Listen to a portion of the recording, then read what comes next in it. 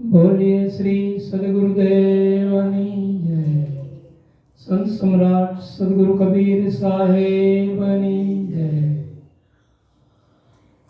वंदनीय संत समाज, सजनों, माताओं, बहनों, આજે ભાદરવા સુધી પૂર્ણિમા સંત કુટીર કબીર આશ્રમ ખાતે દર પૂર્ણિમાએ સત્સંગ, ધૂન, ભજનનો કાર્યક્રમ રાખવામાં આવે છે અને દરેક ધર્મપ્રેમી ભાઈઓ બહેનોને આમંત્રણ પણ આપવામાં આવે છે. તો અત્રે જે અહીંયા પધારેલ છે એ સૌને સાહે બંદગી. સદગુરુ કબીર સાહેબ 600 વર્ષ પહેલા એક માનવતાનો સંદેશ આપી ગયા, એકતાનો સંદેશ આપી ગયા.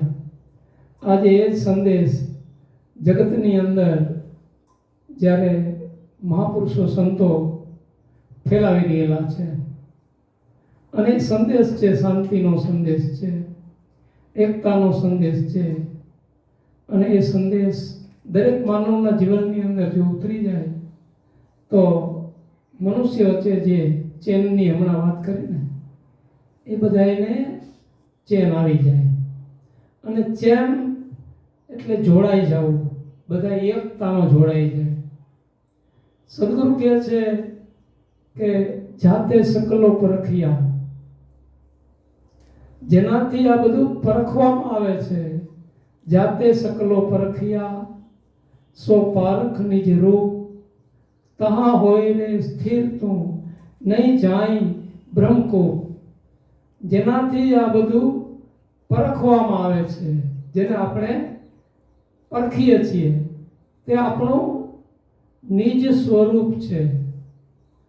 આપણું નિજ સ્વરૂપ એટલે ઉત્પત્તિના મૂળની અંદર અને યાદીના મૂળની અંદર એનો જીવ છે. આપણું મૂળ સ્વરૂપ છે. જીવ સબન કી ઉત્પત્તિ, આ યાદી રાખે છે. ઉત્પત્તિ પણ એનાથી જ થાય છે અને એ જ યાદી રાખનાર છે. જીવ સબન કી ઉત્પત્તિ, જીવ સબન કી યાદી. અહીંયા સ્થિરતા કરવાની વાત કરે છે કે તહાં હોય રે સ્થિર તું. આપણે આપણા મનને તે જગ્યા ઉપર સ્થિર રાખ્યું છે. દરેકે પોતાની અંદર આની અંદર ઝાંકીને જોવાનું છે. પોતાના ચિત્તને, પોતાના મનને ત્યાં જોવાનું છે કે બરાબર જ્યાં કણે સદગુરુ કબીર સાહેબ બતાવ્યું છે અને આપણે વાતને સમજી અને તે જગ્યા ઉપર આપણે છીએ કે કેમ. અને જો ખરેખર હોઈએ તો તમામ પ્રકારની જે વિટંબણાઓ ઊભી થાય છે એ વિટંબણાઓ શાંત થઈ જવી જોઈએ. થઈ છે કે કેમ? શાંતિની જે વાત કરી એ શાંતિ રહે છે કે કેમ? જે 5 પ્રકારના જે અભિમાનો છે એ 5 પ્રકારના અભિમાનો આમાંથી ગયા છે કેમ? આ અભિમાન જાય. કારણ કે સદગુરુ કબીર સાહેબ એમ કહે છે કે અભિમાની જે માણસ હોય એ હાથી જેવો બની જાય છે. કે અભિમાની કુંજર વયો, કુંજર નામ હાથી. નિજ શિરલીનો ભાર, પોતાના માથા ઉપર ભાર લઈને ફરી ગયેલો છે કે હું સર્વસ્વ છું, હું જ્ઞાની છું, હું ધ્યાની છું, હું ધનવાન છું. આ બધા અભિમાનો લઈને ફરે છે. હું રૂપવાન છું, હું બળવાન છું, મારી પાસે ઘણું બધું જૂથ છે, મને કંઈક આવડે છે. આ બધા અભિમાનો મસ્તક ઉપર લઈને ફરી રહેલ છે. અને એના માટે સદગુરુ કબીર સાહેબ કહે છે કે આવો જે અભિમાની છે એ હાથી જેમ હોય ને, હાથી કેટલો બધો ઢોલના પોલ જેવો થઈને ફરતો હોય એમ ઢોલના પોલ જેવો થઈ હાથીનો અને ફરતો હોય છે. અને આ કારણે સદગુરુ કબીર સાહેબે પ્રહાર કર્યો છે કે અભિમાની કુંજર વયો, હાથી જેવો થઈને ફરે છે. નિજ શિરલીનો ભાર, પોતાના મસ્તક ઉપર આ બધો અભિમાન ભાર લઈને ફરી રહ્યો છે. આ પોતાના અભિમાનમાં કેટલા ધનવાનો, હું ધનવાન છું, અને એ સત્યને સમજવા માટે ક્યારે તૈયાર જ નથી. કારણ કે ધનનો ભાર લઈને ફરી રહ્યા છે કે હું ધનપતિ છું. કોઈને થોડું ઘણું જ્ઞાન છે તો એના જ્ઞાનનું અભિમાન લઈને ફરે છે કે હું જ્ઞાની છું. અને સદગુરુ કબીર સાહેબ કહે છે કે આવા અભિમાનીઓ જે છે એ નું પતન થાય છે. અભિમાનીઓનું પતન થાય છે. જ્યારે જીવનમાં નિર્મળતા આવે છે, અભિમાન વહી જાય છે, ત્યારે એની અંદર ખરેખરો જે જ્ઞાન છે ને એ એની અંદર ત્યારે ઉતરે છે. ઈર્ષા રૂપી જો આજે ઈર્ષા એક મનુષ્યનું કંઈ સારું થાય છે, સારું પોતે કંઈક આગળ ચાલી રહ્યો છે તો લોકોને જોઈ અને બીજાનું સારું જોઈને એને ઈર્ષા થાય છે. તો આ ઈર્ષાથી એ સળગી રહેલો છે. જો આગ લાગે છે, આ અંદર દેખાતી નથી પણ અંદર અંદર આગ લાગેલો છે. બીજાનું સારું જોઈ એને આગ લાગે છે. તો જે સદગુરુ કબીર સાહેબ કહે છે કે જાતે સકલો પરખિયા સો પારખ નિજ રૂપ, ક્યાં કણે આ સમજાણું છે જેનાથી આ બધું પરખવામાં આવે છે. પણ આપણે એને પરખી લીધું છે, આપણા નિજ રૂપને, આપણા સ્વરૂપને પરખી લીધું હોય તો આ બધું આપણી અંદરથી ઈર્ષા તો પણ જતી રહેવી જોઈએ, અભિમાન પણ જતું રહેવું જોઈએ. એના માટે આપણે આજે સત્સંગ કરવાનું સદગુરુ કબીર સાહેબ કહે છે કે નિત્ય કીજે સત્સંગ કો, નિત્ય સત્સંગ કરવાનું કહે છે. તો આપણે નિત્ય સત્સંગ કરવા બાધા મટાડવી છે. એટલા માટે આ જે બાધાઓ છે ને, ઈર્ષા રૂપી બાધા છે, અભિમાન રૂપી બાધા છે, હું કાંઈક છું એવી જે બાધાઓ છે, આ બધી જે બાધાઓ છે એ બાધાઓને મટાડવી છે. એટલે અહીંયા સદગુરુ કબીર સાહેબ કહે છે કે આ બાધાઓને મટાડવા માટે નિત્ય કીજે સત્સંગ કો. આ કેવો સત્સંગ છે જે આપણે સાખીની શરૂઆત કરી કે પોતાના સ્વરૂપમાં રહેવું. જેનાથી આપણે આ બધું પરખીએ છીએ તો આપણને ઈર્ષા પેદા થાય છે, એને પરખનાર આપણે નથી. આપણને અભિમાન પ્રગટ થાય છે તો એને પરખનાર આપણે નથી. તો એને આપણે જો રૂપ પરખાય તો આપણે એ આવે જ નહીં.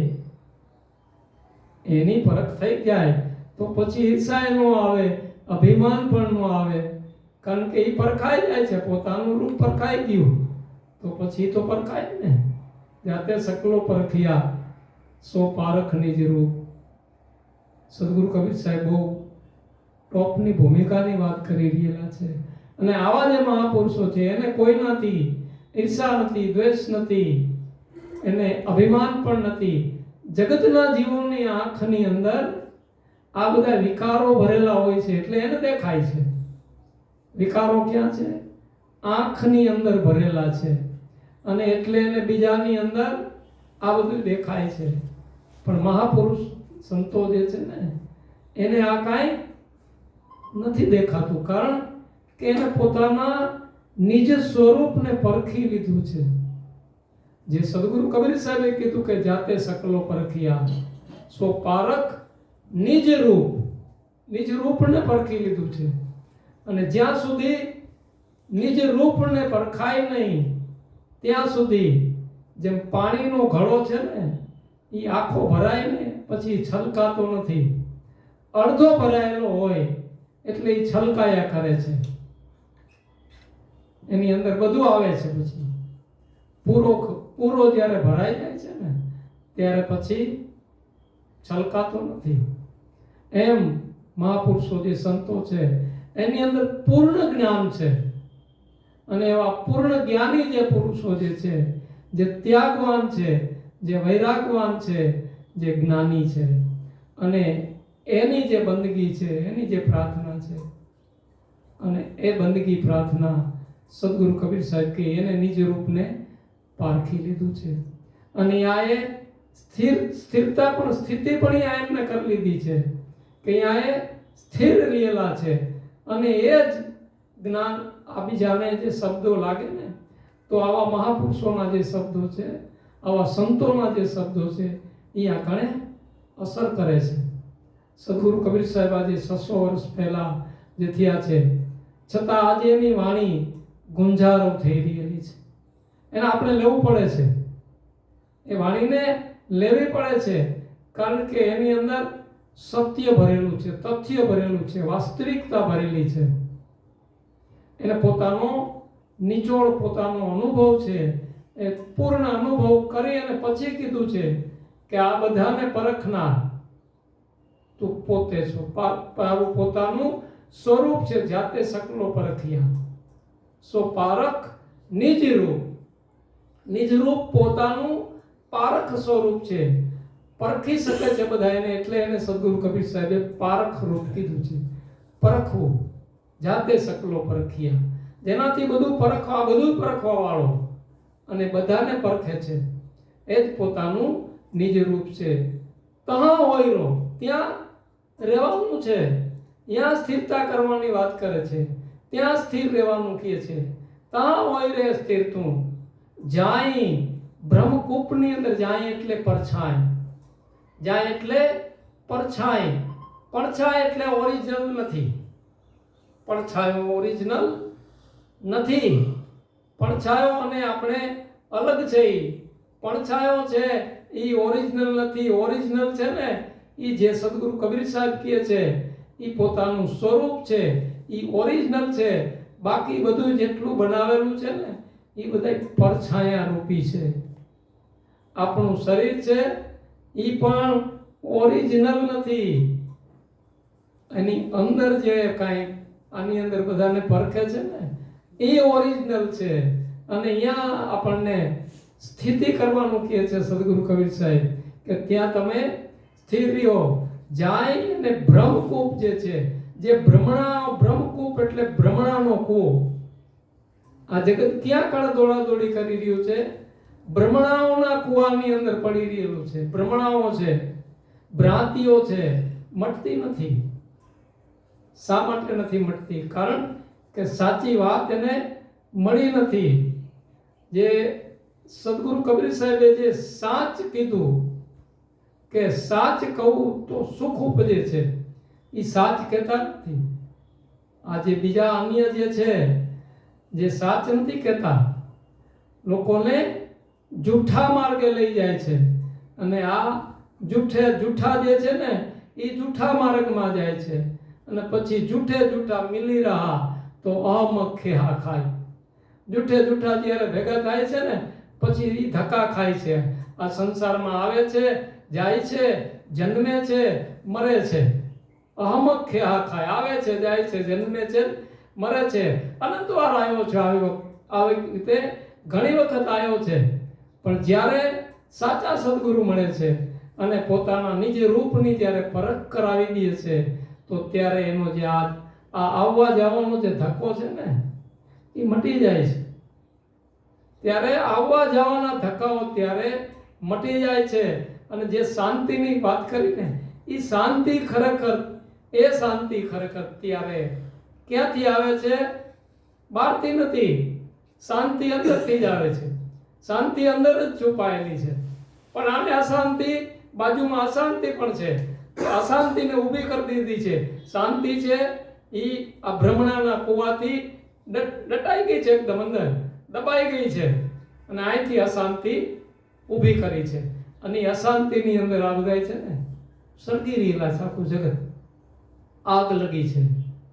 એક સાખીમાં કહે છે ને કે આગ લગી આકાશ મેં. આ કયા આકાશમાં આગ દેખાય છે આપણને ક્યાંય? પણ આ સંસાર છે ને આની અંદર બધે જ્યાં જુઓ અહીંયા આગ લાગેલી છે. આગ લગી આકાશ મેં જલ જલ ગિરત અંગાર. આ બધા હળગી રહેલા છે. કામાગ્નિમાં, ક્રોધ અગ્નિમાં, લોભની અગ્નિમાં, મોહની અગ્નિમાં.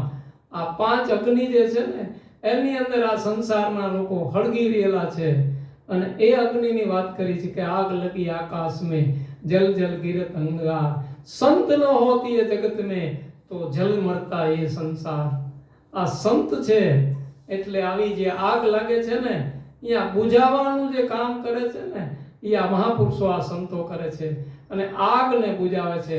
અને ખરી જે શાંતિ છે એ શાંતિ આપણને શાંતિ બતાવે છે કે ભાઈ શાંતિ તારી અંદર છુપાયેલી છે. જે શાંતિની ખોજ તું બહાર કરી રહેલો છો તો બહાર સમય શાંતિ ક્યારે પણ પ્રાપ્ત જ નથી થવાની. તું ધનમાં જો શાંતિ ખોજતો તો ધનમાં નહીં મળે, રૂપમાં ખોજતો તો નહીં મળે, બીજી અન્ય કોઈ રાજમદની અંદર ખોજતો તો અહીંયા પણ નહીં મળે. કોઈ જગ્યાએ આમાં શાંતિ નથી, કારણ કે બધું અશાંતિથી ભરેલું છે. ધન હોય તો પણ અશાંતિ છે, રૂપ હોય તો પણ અશાંતિ છે, રાજ કદાચ હોય તો પણ અશાંતિ છે. રામ જેવા જે અવતારી પુરુષ થયા, અવતાર જેનો અવતાર કીધો છે સદગુરુ કબીર સાહેબે અવતારવાદનું વર્ણન કરેલું છે. એને અવતાર ભગવાન જગત જેને માનતું હતું, આ હિન્દુસ્તાનની અંદર સનાતન ધર્મથી જેને ભગવાન માને છે એને ઘરમાં પણ શાંતિ નહોતી, ડોળાઈ ગઈ શાંતિ. અને એટલે એને 14 વર્ષ તો એને જંગલની અંદર જવું પડ્યું, કારણ કે અહીંયા આગ લાગી, રાતે આગ લાગી, આગ રાત્રે લાગી ગઈ તો એને ખબર નહીં હોય આગ લાગી ગઈ. અને રામાયણની અંદર મંથરાને દોષિત ઠેરવવામાં આવી કે મંથરા છે એ દોષી છે, કઈ છે એ દોષી છે. તો ખરો દોષી આની અંદર કોણ છે? આગ લગાડનાર ખરો દોષી કોણ છે? મંથરા નથી, કઈ પણ નથી, પણ દશરથ રાજા છે એ ખરેખર દોષી છે. કારણ કે જ્યારે આવો પ્રસંગ હતો, રાજનું તિલક દેવાનું હતું રામને સવારે, રાત વખત રામ જો તિલક બીઠે જો તાલ, ઈ સુગતિએ વનમાં આવીએ કેડઠી કાલ. રાત્રે તખતો ઘડાઈ ગયો હતો અને ઈ દશરથ રાજાએ તિલક આપવાનું નક્કી કર્યું હતું કે રામને સવારે રાજ તિલક દઈ દેવાનું છે. ત્યારે ભરત અને શત્રુઘ્ન ક્યાં હતા? મોસાળની અંદર હતા. દશરથ રાજાએ એની યાદી કરી નથી, એટલે એના હિસાબે આગ લાગી ગઈ. જો ઓને તો સત્ય વાત કરી છે મંત્રાએ કે ભાઈ આવડો મોટો પ્રસંગ છે અને તમારા દીકરાઓ નથી. કઈ કે ભાઈ રામ છે એ મારો દીકરો છે, પણ બરાબર છે કે રામને તમે પુત્ર તરીકે માનો છો એ બરાબર છે, પણ આવડા પ્રસંગમાં રાજા છે એની ફરજની અંદર આવે છે ને કે આજે ઘરનો એક સામાન્ય વડો હોય તો એની ફરજની અંદર બધું આવે કે ઘરમાં પ્રસંગ હોય તો પ્રથમ પોતાના ઘરનાને બધાને એક કરવા જોઈએ, પછી સગાવાલા ઈષ્ટ મિત્રો, પછી એમ દશરથ રાજાએ આ કાંઈ વિચાર કર્યો નહીં અને એને ભરત કે શત્રુઘ્નને સંદેશ ન મોકલાયો અને ત્યારે રાત્રે આગ લાગી. જો રામને તિલક આપવાનું હતું, કારણ કે કઈ નાનો પાડત, કઈને ખબર હતી કે આ નિયમ છે કે મોટો એને રાજગાદી આપવી, પણ આ રાત્રે જ આગ લાગી ગઈ છે. એમ આપણે કઈ કે એ ભગવાન હતા, એને આ પરબ્રહ્મ કહે છે. કથાકારો એમ કહે છે કે રામ છે પરબ્રહ્મ પરમાત્મા છે. તો આ પરબ્રહ્મ પરમાત્મા કઈ રીતે છે? જન્મ થાય, પરબ્રહ્મ પરમાત્મા હોય એનો જન્મ થાય, એને એનું મૃત્યુ થાય, એને આગ લાગે ક્યાંય, એના ઘર હોય ત્યાં. એટલે આ બધું કપોળ કલ્પિત કથાઓ ઊભી કરેલી છે બધી, અને જગતના લોકોને એની અંદર લગાડી દેવામાં આવ્યા છે. કથા સાંભળો તો તમને મોક્ષ થઈ જશે, કથા સાંભળવાથી તમને શાંતિની પ્રાપ્તિ થઈ જશે. તો જેની કથા કરવામાં આવે છે એને જ નથી શાંતિ મળી. મહાપુરુષો આ વાત સમજાવે છે કે જેની કથા થઈ રહી છે એને જ શાંતિ નહોતી.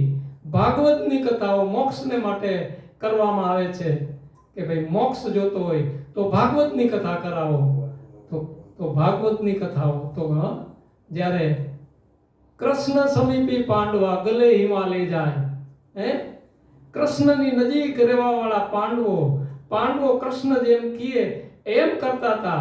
અને એને કીધું કે ભાઈ તમારે મોક્ષ માટે કાંઈ કરવાની જરૂર નથી, કારણ કે એને પરમાત્મા અને ભગવાન પૂર્ણ રૂપે માનતા હતા. અને છેલ્લે જ્યારે સમય આવ્યો ત્યારે કૃષ્ણે પણ હાથ ઊંચા કરી દીધા છે કે મોક્ષ જોતો હોય તો હિમાલયમાં હાથ ગાળવા જાઓ. આ સદગુરુ કબીર સાહેબે આ ઉલ્લેખ કરેલો છે. કૃષ્ણ સમીપી પાંડવા ગલે હિમાલય જાય. કૃષ્ણની નજીક રહેવા વાળા આ 5 પાંડવો એને પણ છેલ્લે હાથ ગાળવા માટે હિમાલયમાં મોકલા છે. તો કૃષ્ણનો પણ ભાગવું પડ્યું છે. જેને મોક્ષ માટે કથા કરે છે લોકો, એને મથુરામાંથી ભાગવું પડ્યું છે અને આયા કણે દ્વારકા આવી જવું પડ્યું છે. ક્યાં આને શાંતિ હતી? દ્વારકામાંથી ભાગી અને ભાલકા બાજુ જ્યારે પહોંચ્યા છે ત્યારે એને પણ ભીલના બાણે વિંધાઈ જવું પડ્યું છે. તો એને પણ શાંતિની પ્રાપ્તિ નથી થઈ. સમય ઘણો બધો થઈ ગયો છે, તો મારી વાણીનો વિરામ આપું છું. બોલીએ શ્રી સદગુરુદેવની